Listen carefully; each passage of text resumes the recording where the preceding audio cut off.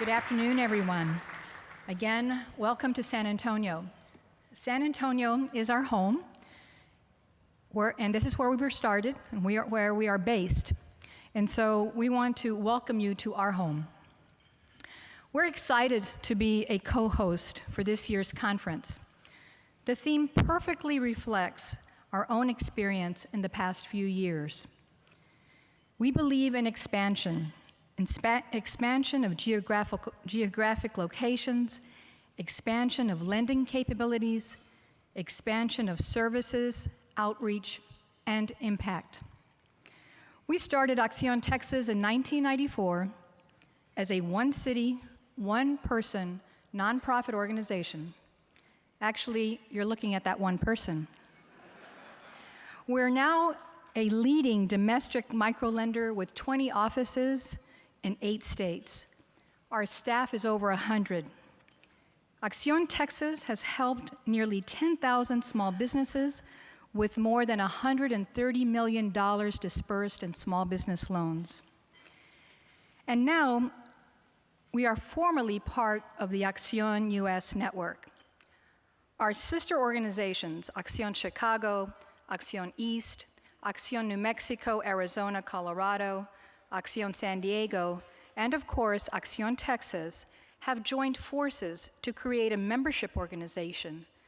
Together, we make up the largest micro-lending network in the country with over $320 million dispersed and over 44,000 loans made. At Acción,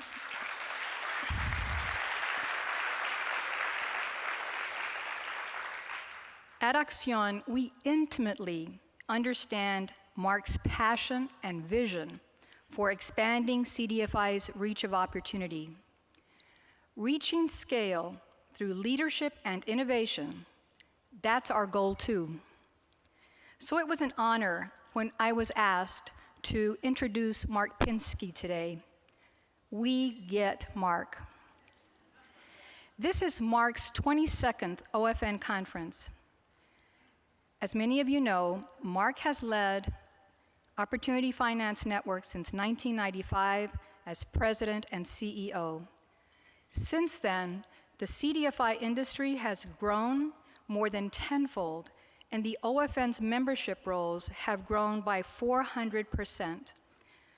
Most notably during his tenure, the OFN project we now know as CARS, the CDFI assessment and rating system, has standardized the way CDFIs do business and has made the CDFI loan industry more transparent. Mark currently chairs the national boards of the CDFI Data Project and CARS.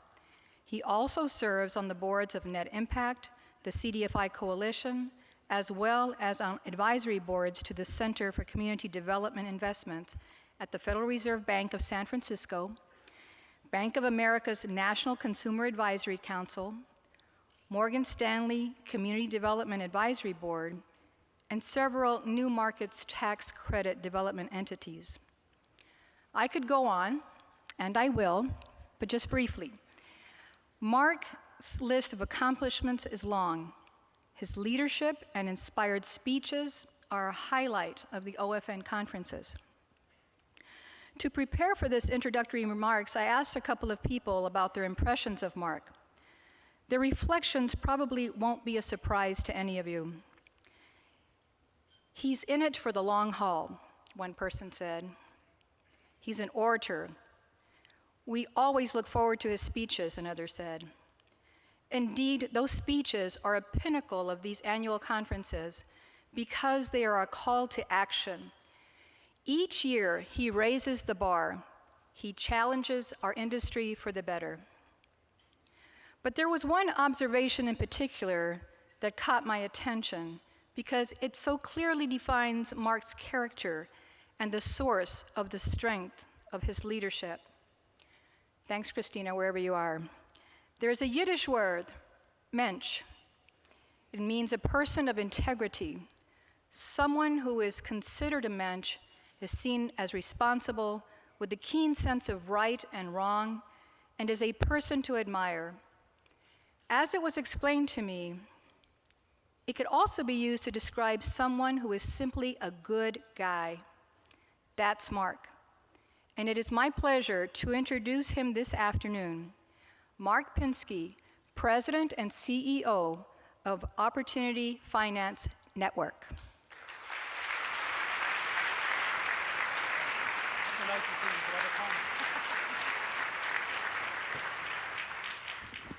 Thank you. Good afternoon.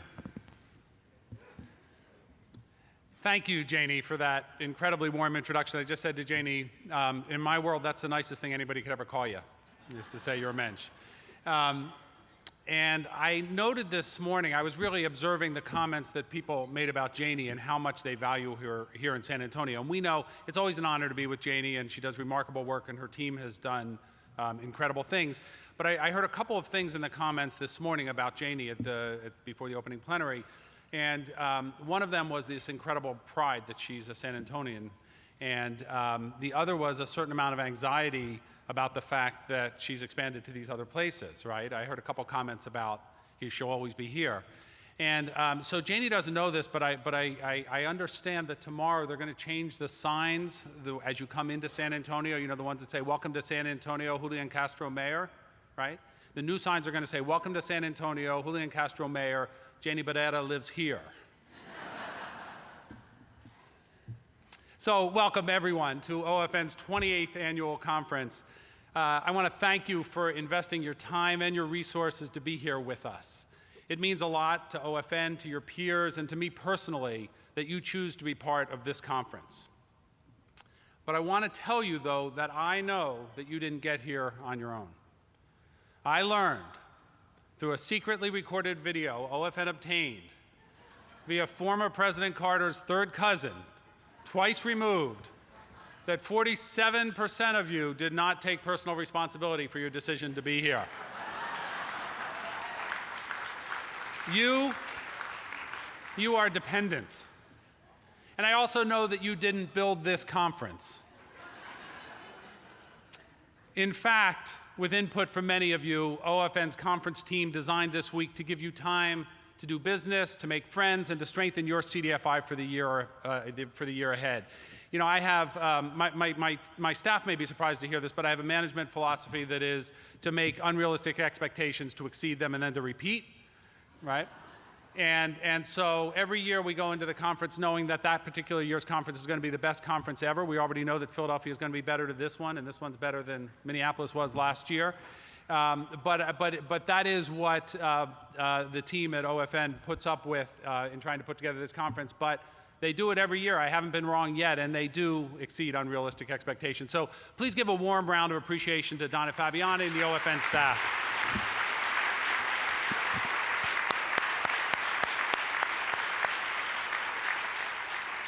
And believe it or not, even while they're here with us and their minds are almost entirely in the room with us, they are already thinking about the 2013 OFN conference in Philadelphia. But if you have suggestions, you might want to wait till after this conference is over. I want to do something. I want to ask the OFN board members who are in the room to please stand, and I want to ask everyone's help in saying thanks to them. The OFN board, which I'm really honored and pleased to be able to work with, provides all of us with vision, wisdom, stability, and with good governance, and I know you share my deepest appreciation for them. So board members, if you would.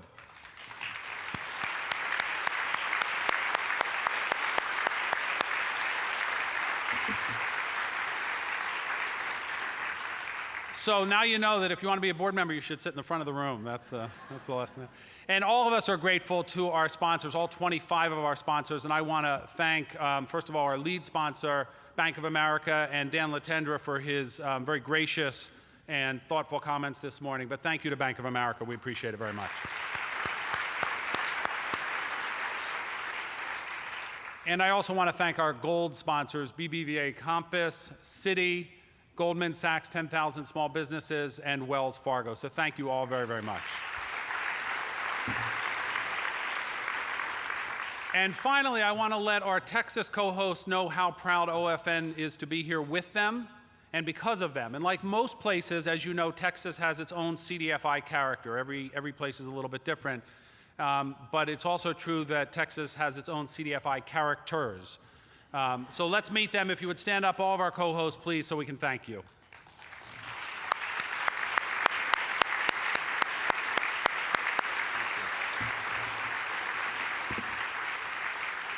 I am very, very happy to be back in Texas, where anything is possible. In Texas, the unbelievable is possible, the unlikely is possible, and even the impossible is possible. You may not know it, but I am a Texan by marriage. My mother-in-law hails from Odessa, Midland, the iconic West Texas Twin Cities that are known for many things, including oil wildcatters, Friday Night Lights, and high school football, both Presidents Bush, and a searing disdain for groups like the Tea Party that they consider too liberal.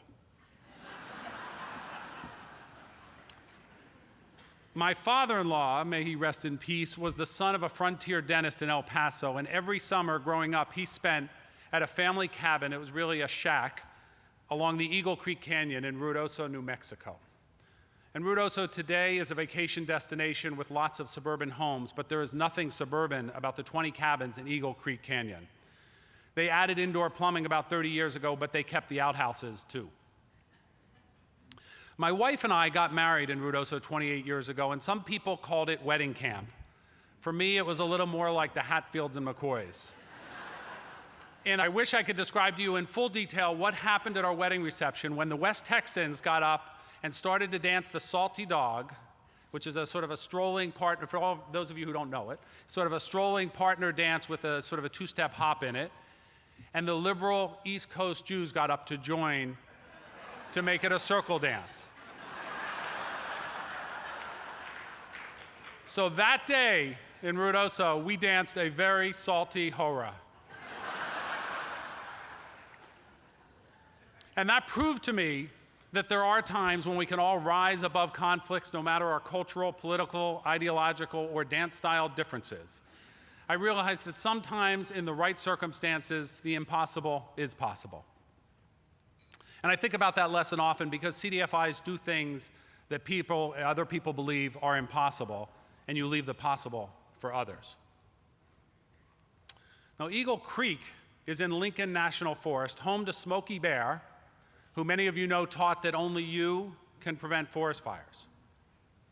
And in June this year, the ironically named Little Bear Fire raced up Eagle Creek and down the canyon walls, converging on the cabins. The canyon was left scorched and barren. There was little left standing in Eagle Creek Canyon. The blaze consumed the outhouses and the wood piles that were just yards from the houses and the shacks, and the flames licked at the eaves of the cabins. And impossibly, all but 2 of the cabins were unharmed, including ours. But the landscape of Eagle Creek Canyon had changed permanently, and life there will never be the same. The CDFI landscape seems to me not so different from what happened in Eagle Creek.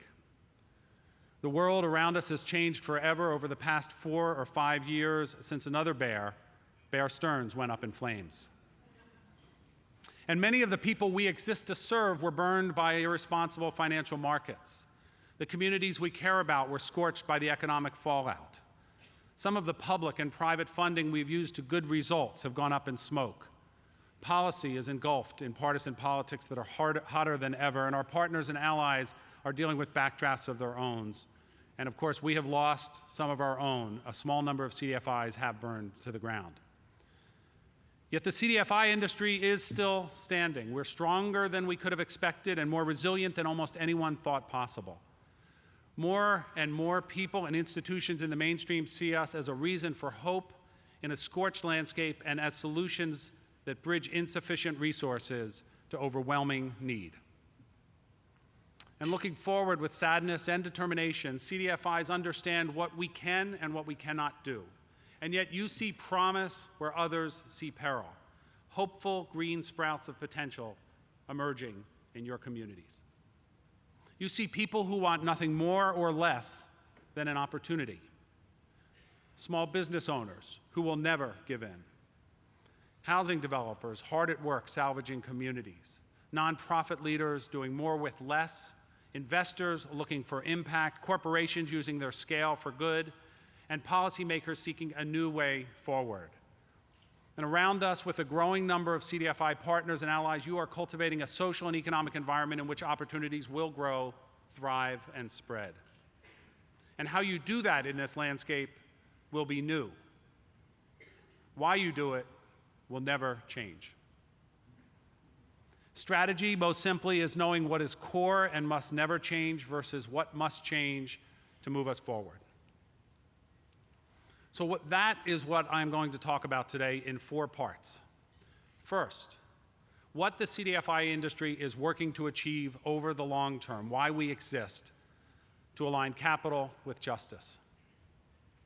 Second, what it will take to achieve that purpose, our industry strategy, which OFN describes as coverage. Third, in support of that strategy, several of the most important things OFN will do in brand marketing, capacity building, financing, and policy. And fourth, what OFN is asking each of you to do. I'm going to make 5 calls to action today because, remember, only you can prevent social, economic, and political injustice. 8 years ago, I spoke to you in Chicago about CDFI industry strategy. We talked about the need to grow, change, or die. And grow, change, or die remains the key to any strategy, but CDFIs enter this new period in a much different position and in a very different operating environment. We have stepped up onto the next stage of CDFI strategy. We are no longer simply lead players in community productions. We now have important speaking roles in a much bigger drama about the future of our nation's economy, the direction of its policy, the role of its financial services industry, the resilience of our communities, and the power of values in commerce. We are more relevant, more visible, and more ambitious. Our market and policy opportunities are more numerous. Our reputational risks are more varied and bigger. And if we are going to call our work a success 10 or 15 years from now, we must reach many, many, many more people and more communities. In my office in Philadelphia, hanging over my desk, is a map showing the location of approximately 200 CDFIs in February 1993, all the CDFIs we could stretch to identify at the time. If you made a loan once, we counted you. Those 200 CDFIs managed about $2 billion and loaned perhaps $300 million a year. And I made the map with help late into the night on February 1st, 1993, I remember it. And the next morning, we took it to Washington, D.C. for an Introduction to CDFIs briefing in the Senate, right as Congress started work on what would become the CDFI Fund. We did not know if 20 or 200 people would attend the briefing. We did know that the one thing we wanted them to take away was the knowledge that CDFIs already were working in communities across the U.S. Why start from scratch when policy could build on what CDFIs were already doing? Our greatest fear at the time was that the Clinton administration and the Congress would overlook us and invent something new that would be to us CDFIs in name only. As it turned out, most of the 300-plus briefing attendees cared more about that sloppy map than about the nuances of CDFI lending. They all wanted to know one thing: is there a CDFI in my district or state? We believed, correctly as it turned out, that our experience and our practice would give us standing and therefore a measure of influence in whatever followed, but only if we could find a simple way to tell our story. And the day after our briefing, the Senate Banking Committee held the first ever congressional hearing on CDFIs. And after the hearing, a few of us nervously cornered Senate Banking Committee staffers, including our own Janine Jacobs, who at the time was a senior Senate staffer. And we wanted to find out if we had done enough to earn a seat at the table in the mysterious discussions that were going to take place in Washington, because we were still new at the policy game. And Janine and her colleague stared at us with wide eyes. "What do you mean?" they asked. "It's your table." That map, that sloppy map, made sure that the CDFI fund was built on the foundation of CDFI practice and not woven out of the thin air of good intentions. It ensured that we were playing on our home turf. But when I look up at the map today, I see something different. I see the defining challenge we face as an industry, the challenge of coverage. providing responsible, affordable financial products and services to disadvantaged people and communities everywhere there is need. We are no longer looking simply to fill in the map or to add dots. Our goal is to redraw the map on our terms, where resources target opportunities that address needs. To that end, OFN is now and will remain focused through at least 2025 on expanding coverage by CDFIs and our partners so that more low-income, low-wealth, and other disadvantaged people can act in the best interest of their communities, themselves, and future generations. Our strategy is to take our work to new geographies, to innovate and introduce new products and services, to unify the industry towards a vision of collaborative impact, and to anchor a broad movement of individuals and institutions supporting our core purpose of aligning capital with justice. We are introducing a new map today that will help all of us measure our progress and our challenges. It is OFN's coverage map, an ambitious effort to show ourselves and others what we are achieving, and equally important, what still needs to get done. OFN's coverage map, built on the Policy Map platform, will help us measure coverage, yours and your partners, against need. It will factor in both geographic and product coverage. Today, honestly, it's mainly just a good idea that needs a lot of work. And as it evolves over time, it will be a tool for all of us for financing, capitalization, funding, policy, communications, branding, and strategy. It will provide a visual representation of why CDFIs exist, why CDFIs alone will never be sufficient, and most important to our strategies, how CDFIs can be tugboats, guiding and prodding the big boats of finance and financial services responsibly into underserved and disadvantaged communities. It doesn't take a high-tech coverage map today to know that we are just getting started on what we know will be a marathon. In 1993, our coverage was indistinguishable from background noise, notwithstanding the big dots we put on that map. And we can say that we've made a little bit of progress, because today, with CDFIs working in all 50 states and in Indian country, and providing more than $5 billion a year in loans and investments, we are measurable, but we are still immaterial in the big picture. I know the goal of coverage I'm describing seems impossible, so I want you to meet someone. I want you to meet Tracy Fan. Late last year, Tracy, an ultramarathoner, called OFN. She planned to raise money for Create Jobs for USA, our collaboration with Starbucks, Google, Banana Republic, Citi, and others. Tracy was lining up sponsors for a 100-mile ultramarathon, 100-mile, you heard me, ultramarathon, on June 10th in the mountains outside San Diego, where she lives and works. Her goal was to raise $10,000 by running.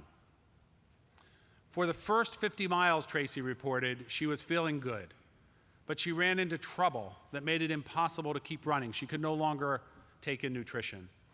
And in that state, 50 miles in, she did the best that she could. For Tracy, that meant she ran 32 miles more before she stopped. I invited Tracy to join us this week as a special guest so that we can say thank you to her and we can draw on her inspiration. Tracy, will you please stand up to meet folks here?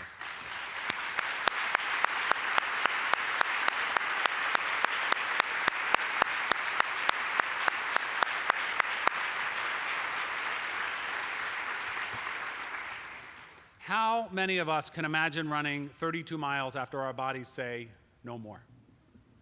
Okay, how many of us can imagine running 32 miles?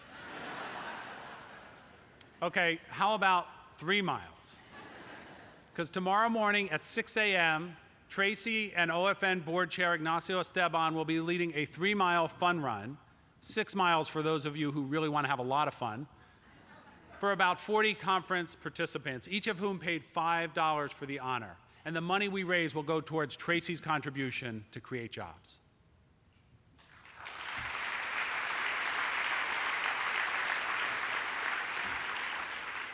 But I also invited Tracy here to meet the CDFIs she is helping to support. 104 CDFIs, 104 of you received capital grants through Create Jobs for USA and are lending to create and retain jobs. This is the first time we get to see you in one place. So I want to ask everyone working at a CDFI that's participating in Create Jobs to please stand up.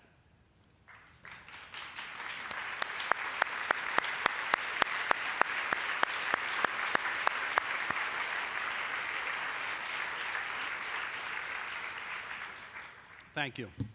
Now, CDFIs, there's someone else I would like you to meet, someone who has been your champion in an unsung way on a daily basis for the past year. Gina Woods has led Starbucks' work on Create Jobs for USA since Adam Brotman, who many of you met last year, went back to his day job as Chief Digital Officer at Starbucks. Gina is a passionate advocate for your work inside Starbucks and with scores of other corporations, and she is a great joy to work with. Please help me to show Gina your appreciation for all she's done for us.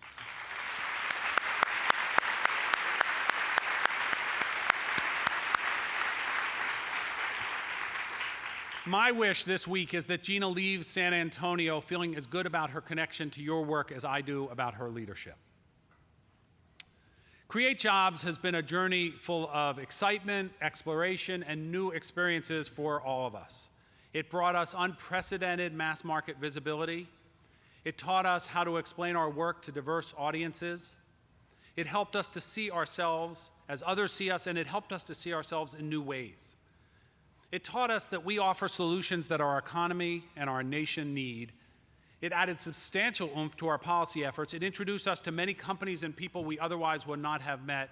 And oh yeah, it raised more than $13.5 million for capital grants from more than 700,000 individuals and corporations, supporting more than $90 million in CDFI financing, resulting in a net jobs benefit, that's jobs created and retained, of more than 4,000 jobs.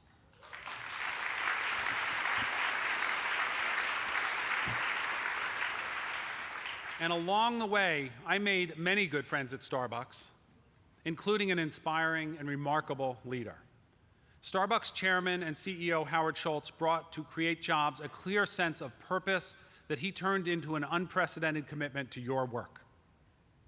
The result is something that I know he values personally as well as professionally, as he wants to tell you himself.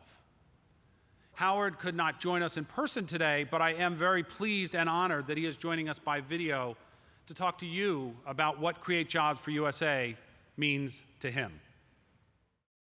Hello everyone, I'm Howard Schultz from Starbucks Coffee Company, and I want to welcome you to the OFN conference that you're attending. I guess it's been about a year now that Starbucks and the Opportunity Finance Network and Mark Pinsky became partners.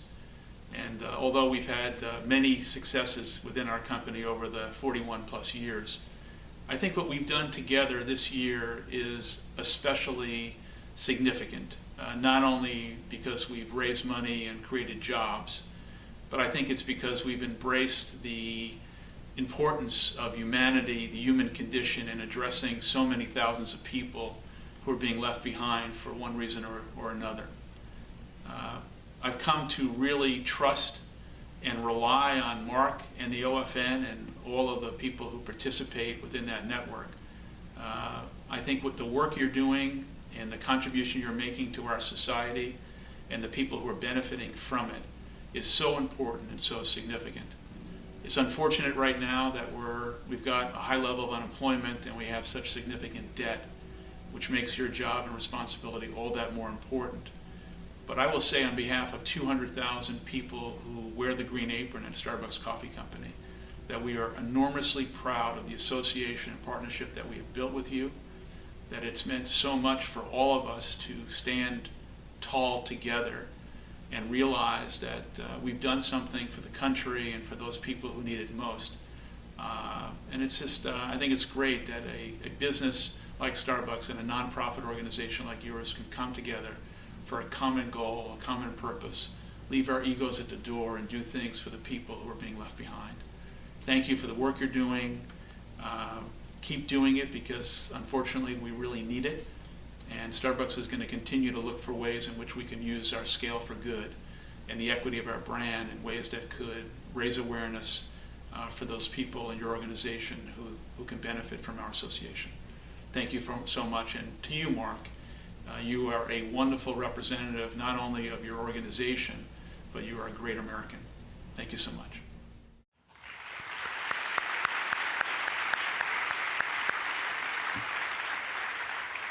Gina, please tell Howard how deeply we appreciate his hard work on our behalf, his support, and most of all, his belief in what we do. Please also convey to the entire team back in Seattle or wherever they may be today, to Adam and David, to Corey and Jim and Kristen and Colleen and all the others, our warmest thanks. Thank you. Through Create Jobs, OFN and many of you have had the valuable experience of learning alongside one of the best branding minds in the world in Howard, and one of the world's best branding and marketing companies, as it leveraged its reputation and brand as well as its scale for good. This is a great gift for us because the CDFI industry today is no longer hidden in plain sight. For a long time, we were invisible and oddly proud about it. Gradually, we started to get noticed, and then last fall, suddenly, we were calling attention to our work in an ad during Game 7 of the 2011 World Series, and in full-page ads in the Wall Street Journal, the New York Times, and USA Today. You were overnight sensations, decades in the making. And as a result, more people and institutions know about you than you probably dreamed possible, and guess what? They want to know more. Major media coverage of CDFIs now is almost routine. And for more reasons than just Create Jobs for USA, elected officials at the federal, state, and local levels recognize you. So do bank executives, and not just CRA bankers, much as we love them, but C-level executives, as do bank regulators at the highest levels and community leaders at all levels. They get us. What we do makes sense to them. We are solutions to problems. More partners will come our way as a result, and now we need to make CDFIs and your work accessible to a much broader audience still. And I want to make 3 points about this. First, we are starting, but just starting, to make an impression on a mass market audience, and it's a good impression. We are learning to show ourselves and describe our roles in ways that cut through the clutter of our dense, infinitely nuanced CDFI vocabulary. We cannot succeed over the next 5, 10, and 15 years if we do not make CDFIs familiar in favorable ways to a mass market so that we have a broad base of support when we need it, because we will need it. Second, while Create Jobs brought this mass market visibility on us, even that would not have been possible for us if we had not been getting there on our own. The opportunity multiplied video OFN premiered last year in Minneapolis is, in my mind, at least as important in the long run to the industry's marketing as Create Jobs. It was produced by OFN's Lena Page, and that breakthrough video builds on years of learning alongside many of you. And third, as unlikely and maybe as impossible as it seems, our public reputation as CDFIs now is a valuable asset we must burnish, cultivate, and protect. But I know that many of you still squirm at the talk of branding and marketing. OFN needs you to embrace branding and brand marketing. That is my first call to action to you today. Branding and brand marketing help us connect with the right people in the right ways. That translates into more productive CDFIs, more dedicated support, and more opportunities on our terms.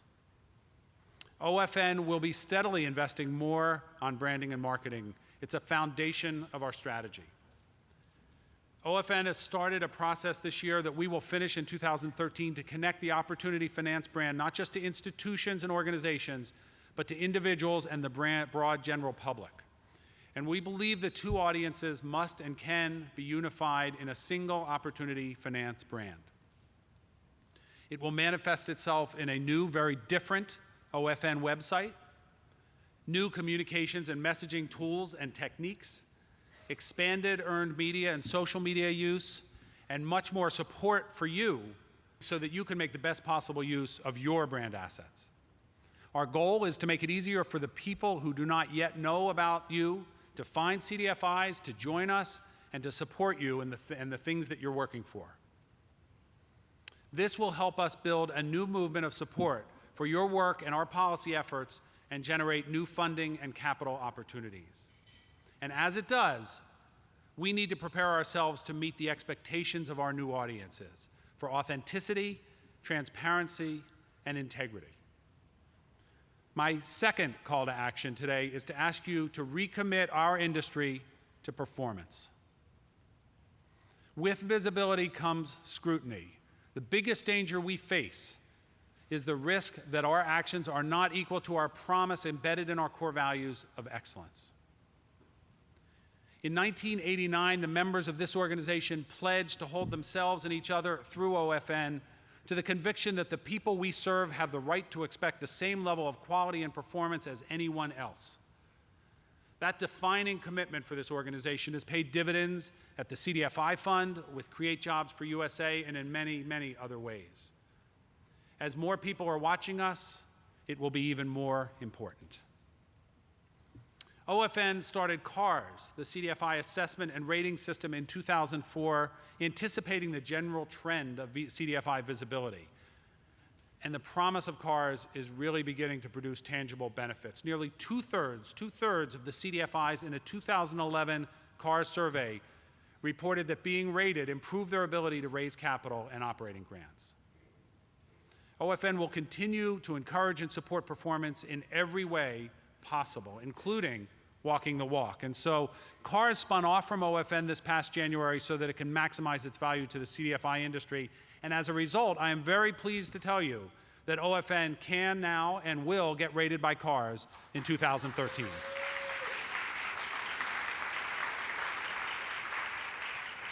In addition, next year, OFN will introduce a new set of consulting services to help CDFIs prepare for a CARS rating and to make changes based on what CARS finds.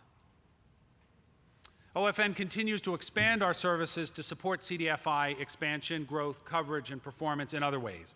We're very pleased to be working with the CDFI Fund on 3 major capacity building initiatives: financing healthy food options, scaling up microfinance, and strengthening small and emerging CDFIs. Earlier this year, OFN held our first ever Small Business Finance Forum in response to the surge in business financing by members and others. Next year, we plan to hold a second Small Business Forum and to add another forum on a second topic, all in addition to the 4 regional meetings we will convene throughout the year. We offer these and other services to help CDFIs build on the experience of their peers and others, and we also see them as critical to OFN's membership strategy.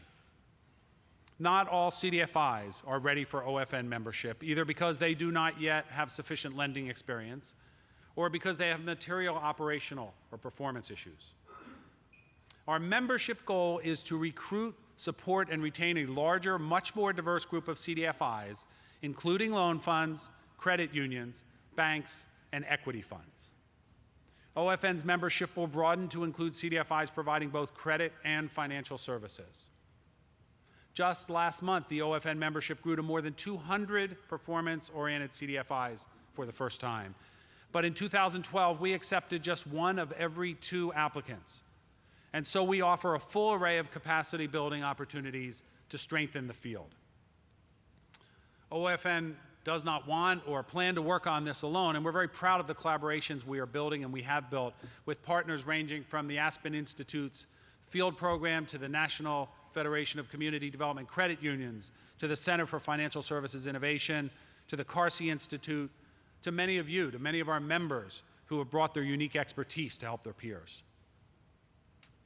And the second reason we're disciplined about our membership strategy is that the boundaries defining what is and is not a CDFI are porous, and they seem to be leaking.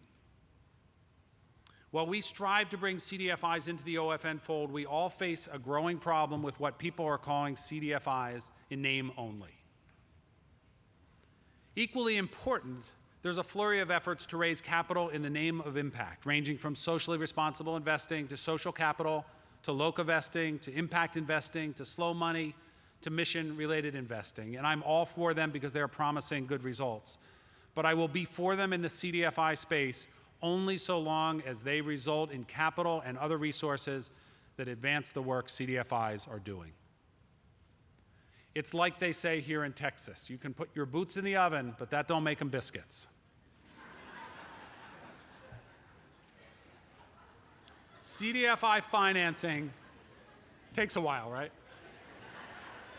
CDFI financing benefits low-income and low-wealth people in large part because we leverage a wide array of subsidy streams. And if the subsidy doesn't come through donations or concessionary pricing from government or investors or CDFIs, it's going to come out of the pockets of those people we mean to help. And that's not right, and that's not acceptable. Your customers work hard enough. All of us in the CDFI industry have a responsibility to make sure we don't make it harder for them. My third call to action today is to make sure that new and recurring sources of capital meet the needs of the people we exist to serve first and last. There are lots of glimmering pots of gold, but not all of them are right for the work that you do. If our borrowers are subsidizing investors, we are cascading down a slippery slope of mission creep. The challenge, of course, is that you need new sources of capital. And I want you to know that OFN is working on new capital products and sources for CDFIs, both through product innovation and through policy. Our 5-year business plan emphasizes significant expansion of OFN financing products, and we are making headway. Our balance sheet has continued to grow, most notably because of capitalization for the second 5 years of the Wells Fargo Next Awards for Opportunity Finance. And starting this year, the Next Awards are focused on CDFIs expanding coverage. There's that word again. So I hope you'll join us tonight as we honor our 2012 Next Opportunity Award recipients, Primary Care Development Corporation, Clearinghouse CDFI, and Corporation for Supportive Housing, as well as our next seed capital awardee, the Opportunity Fund.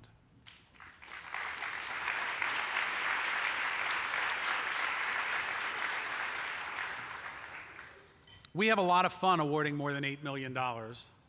But it's even more exciting that our Opportunity Award recipients will be sharing their visions and their passions with you tonight. OFN is working to reshape our financing activities where we can add significant value. We are investing alongside several of you today through participations, and we plan to do more of that. OFN is developing a range of off-balance sheet approaches that we believe can deliver more capital to more of you at better pricing than OFN can offer today. And I don't want to give anything away, but we believe that Create Jobs for USA can be one platform to do that. OFN applied this year for new market tax credits for the first time since we received an $8 million allocation in the first round. Our new market strategy is to support CDFIs in our membership that either have new markets transactions but no allocation, or have more new markets demand than available allocations. And at the same time, OFN will build on past efforts such as the equity equivalents, opening the Federal Home Loan Bank system, as well as the CDFI bond program to bring new capital directly to CDFIs. So far, as you know, we have lost 2 years and $2 billion of bond program authority, with only a fighting chance that we will see a working program, one that is operational and that works for CDFIs, in the next 12 months. And so, we will fight. OFN is not about to give up on the bond program despite our frustration. In fact, we are preparing to go on the policy offensive on the bond and in other areas. Many of you have worked very hard with OFN to navigate a new way forward on the bond, and many people at the CDFI Fund and in the Treasury Department have labored to make it go.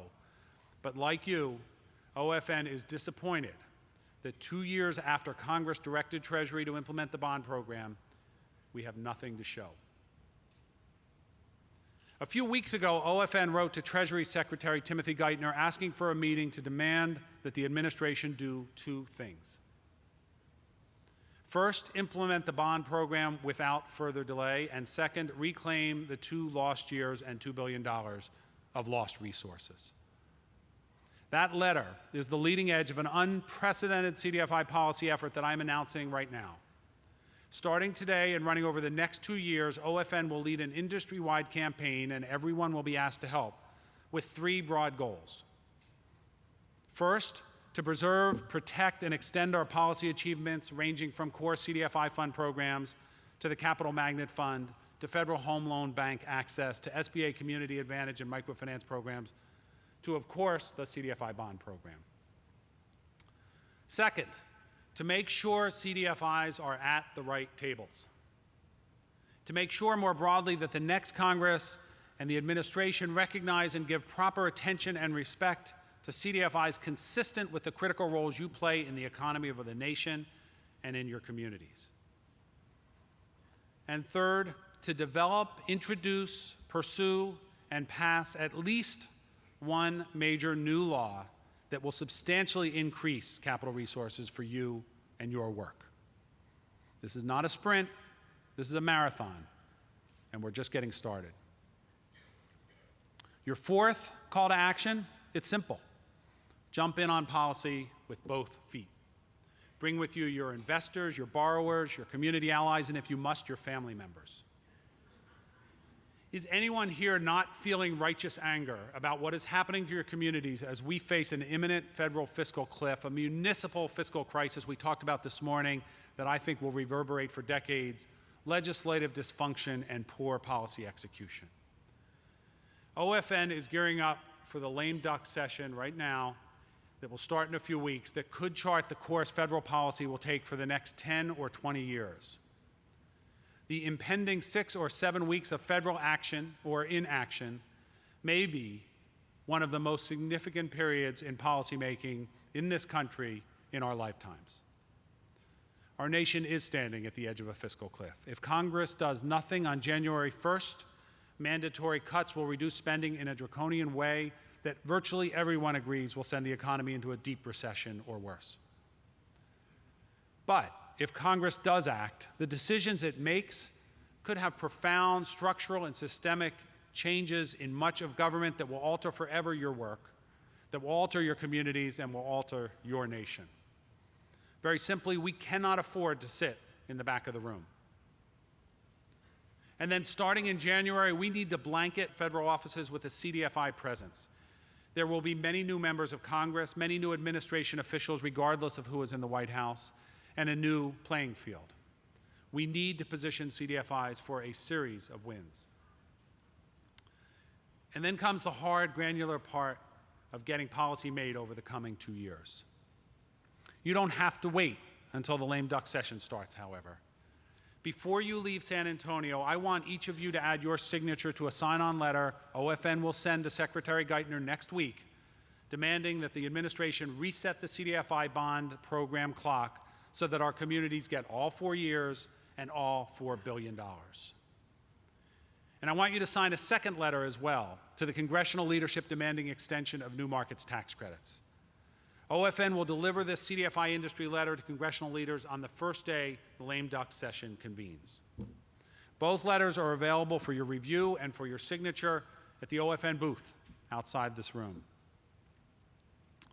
In the coming critical months for CDFI policy, I need you to support the OFN policy team's calls to actions to make the CDFI voice heard.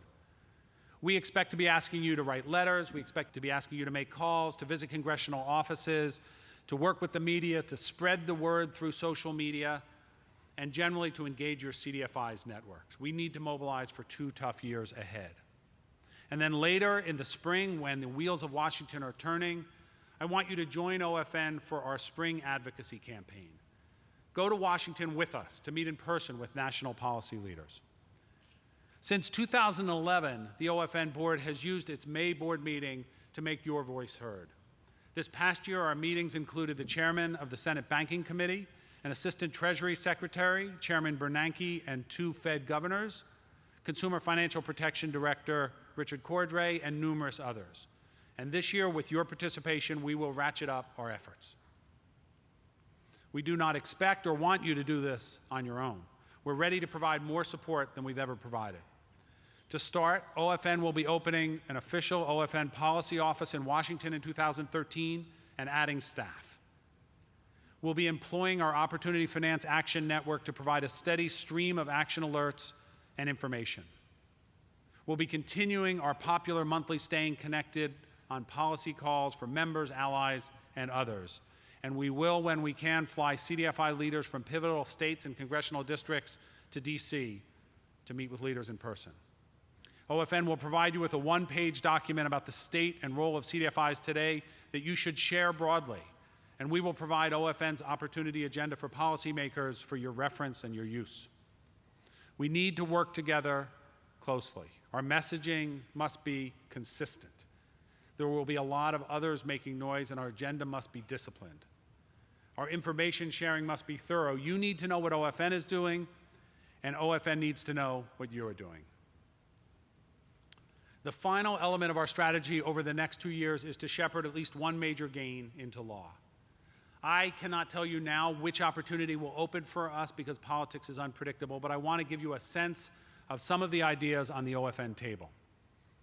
First, even as we fight to implement the CDFI bond guarantee program, we will be working on designing a second-generation bond program, learning from the experience of the past couple of years. It will definitely be larger and better suited to what you need. Second, with tax reform at the front of the line for Congress next year, we will be exploring the potential of a community gains tax that, like the capital gains tax, gives an advantage to investments in distressed and underserved markets. Third, we continue to believe that it should be the law of the land that all corporations that benefit from or depend on federal fiscal and tax policies should have an affirmative obligation to invest in distressed and underserved communities through CDFIs and otherwise.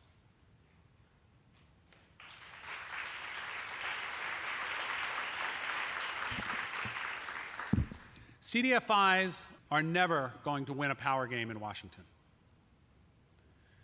From the day we showed up at the Senate with our last-minute map, we have relied on the authenticity of our experience, the integrity of our practice, and the agility of our wits to make up for our lack of political action committees, teams of lawyers, and political hobnobbing.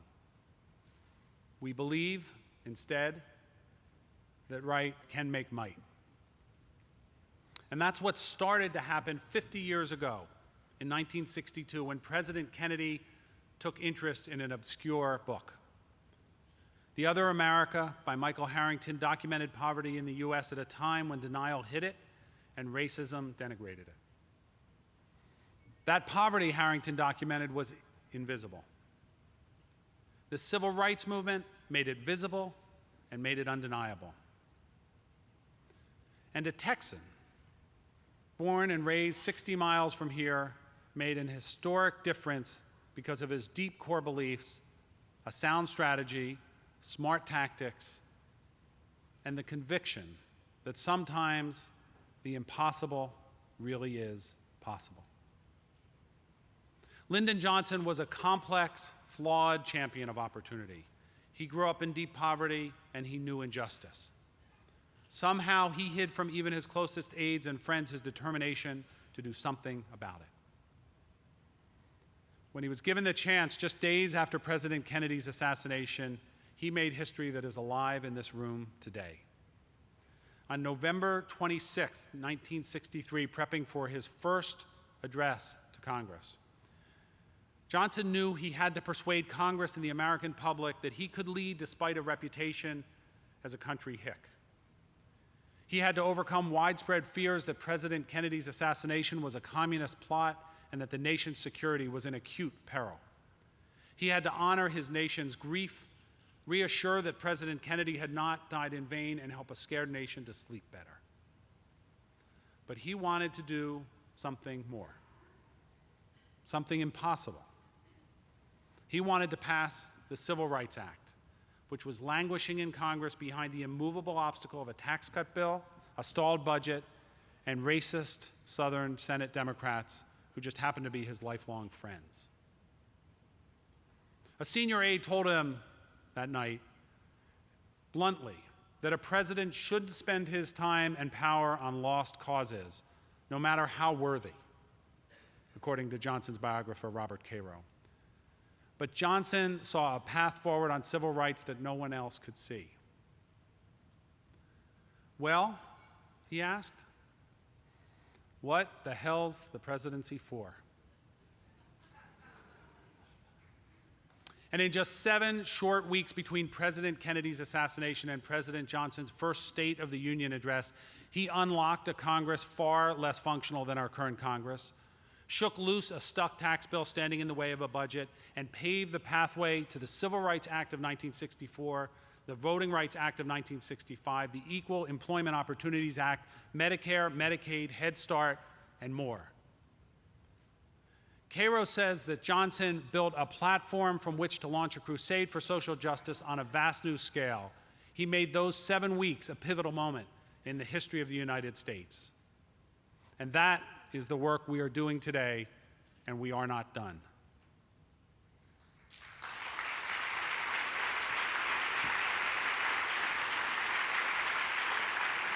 On January 10th, 1964, in that State of the Union, Johnson broadened the challenge. Unfortunately, he said, many Americans live on the outskirts of hope, some because of poverty and some because of their color, and all too many because of both. Our task is to help replace their despair with opportunity. And then, in the next sentence, he declared a war on poverty in the United States.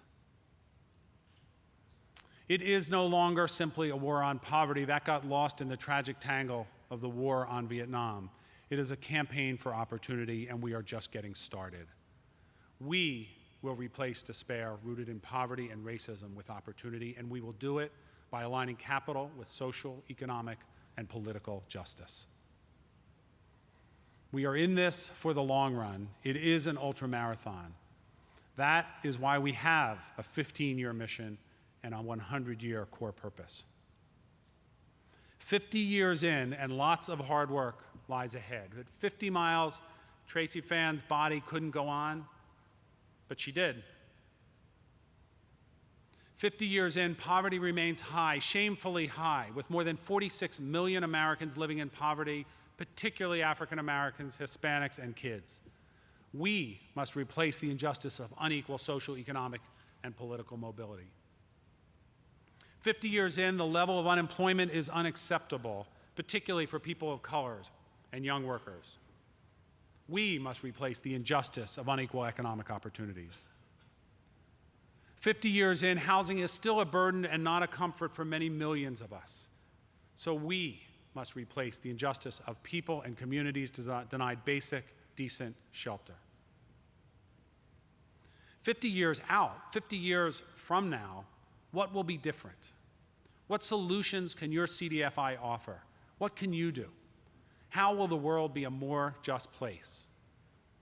You're just getting started. CDFIs are more important than ever, so now we must make difficult strategic choices. Now is not the time to lose our focus on the people we work to serve, low income, low wealth, and other disadvantaged people and communities. CDFIs are more valuable to more people than ever, so now we must develop and adapt the products and services that will enable us to reach many millions more. Now is not the time to sacrifice mission or innovation for comfort. CDFIs are in more places, so now we must work together with many partners to extend our coverage much further. Now is not the time to isolate ourselves from the wave of economic woes overrunning the doorsteps of our communities. CDFIs are on the economic policy and social map in the US, so now we must redraw the map on our terms. It must be a map of opportunities where there is need. Opportunities for USA, opportunities for all. My final call to action today is that you rededicate yourself here and now to the impossible idea that we can create opportunities for all. This call is not to your head, it's to your heart. I want you to leave San Antonio leaning more firmly and with greater determination into the long arc of the moral universe. Go home with the resolve that you will serve more people, create more economic opportunities, foster more justice, help provide more CDFI coverage. Wake up on Friday morning and every day after, knowing that although you work in a transactional business, you play a transformational role. Look around at the seared landscape speckled with green sprouts of possibility and ask yourself just this one question. What the hell are CDFIs for? Thank you very much. Have a great conference.